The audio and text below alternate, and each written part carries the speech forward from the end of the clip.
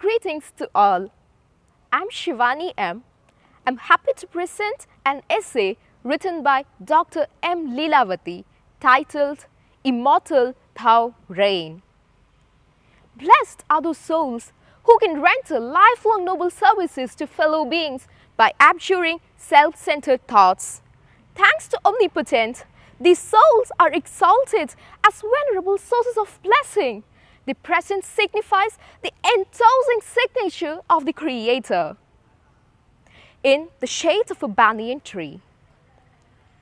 Chavra became a blessed soul based on singular dedication to serving his society.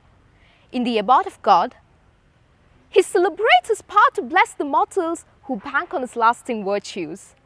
They seek his heavenly patronage.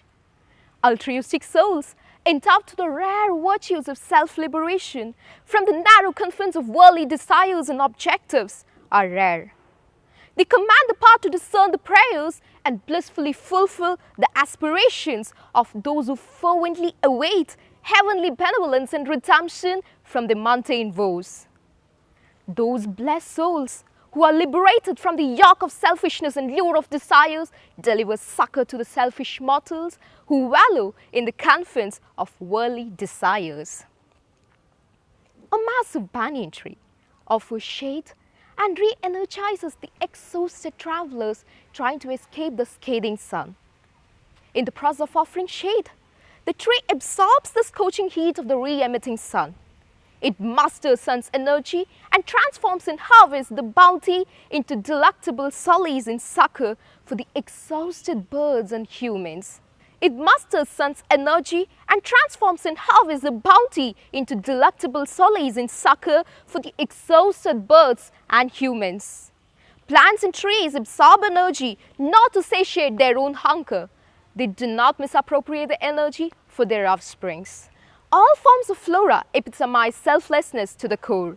The omnipotent Creator implies that although humans are born with unique common sense, they acquire the essentials for their living from plants and trees which live a life of green service. Acknowledgement of this fact is hard.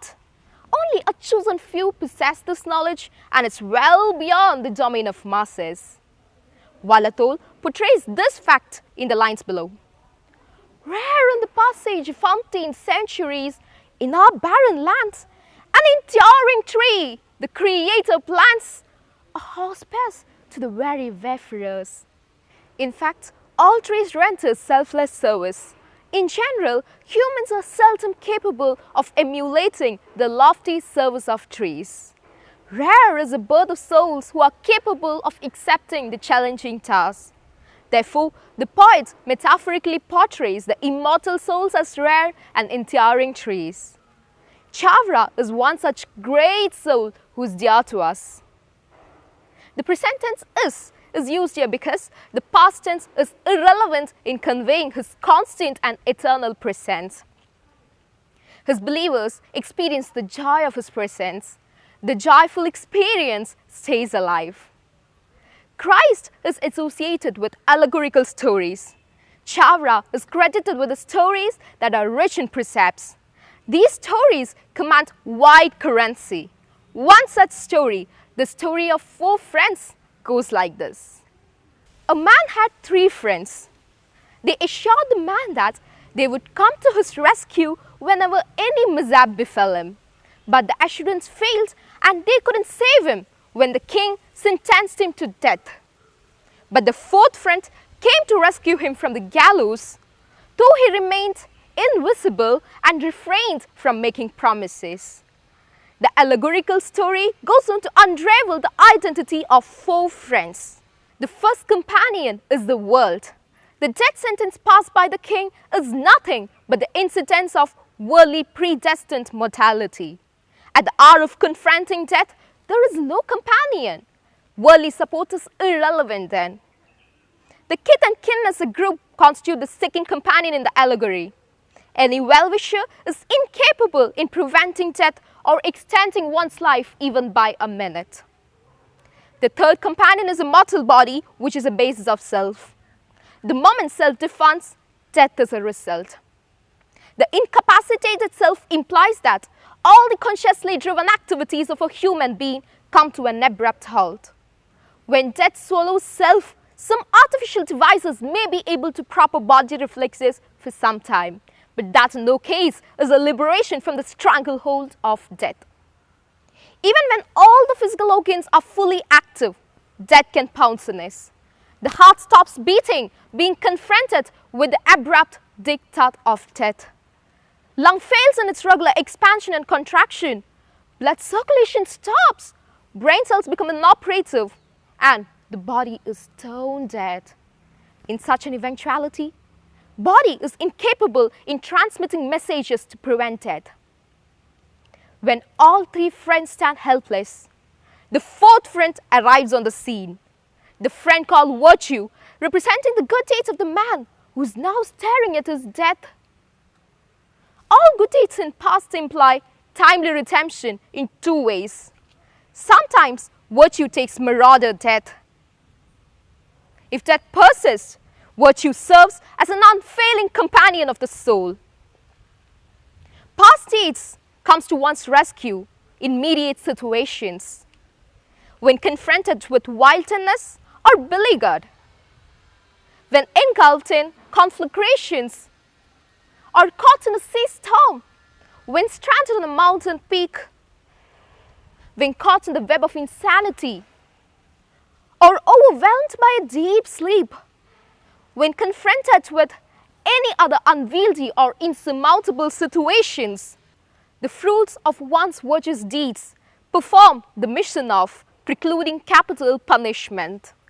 Even when death overwhelms the body, the results of one's virtuous deeds renders the soul immortal. Man who serves others with steadfast commitment to virtuous deeds reign immortal in the memory frames of fellow beings. In the case of noble souls, careful observance of righteous deeds is not just a matter of advising others to nurture noble deeds. The righteous souls exemplify and illustrate the noble deeds through life actions. It is through the exemplary services that Chavra dwells immortal in our minds.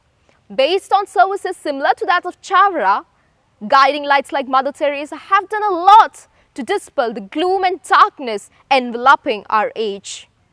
The heroic self-sacrifice of Father Kolbe during Nazi regime in Second World War reminds us that the sage-like prowess is not beyond the reach of man, nor are they fictitious stories. Sages can reach heights and can radiate spiritual brilliance, no matter how dark the social climate during their lifetime may be. Lower mortals like us can light the wick with the spiritual glow of profoundly wise saints, and that light stays in our hearts forever. The centers of cultural activities dedicated to the memory of Chavra are ideal vehicles of sustaining spiritual glow. The Isha Upanishad exhorts, Om Krato Smara Kritam, Smara Krato Smara Kritam Smara. It reminds us that the coming generations are duty-bound to sustain the memory of righteous deeds of saintly souls. It is for our own sake that we need to keep alive the noble light of sages like Chavra. The three sense organs that we are gifted with, mind, speech and body, are intended to help us not veer away from the path of inner virtues and refinement. Thank you.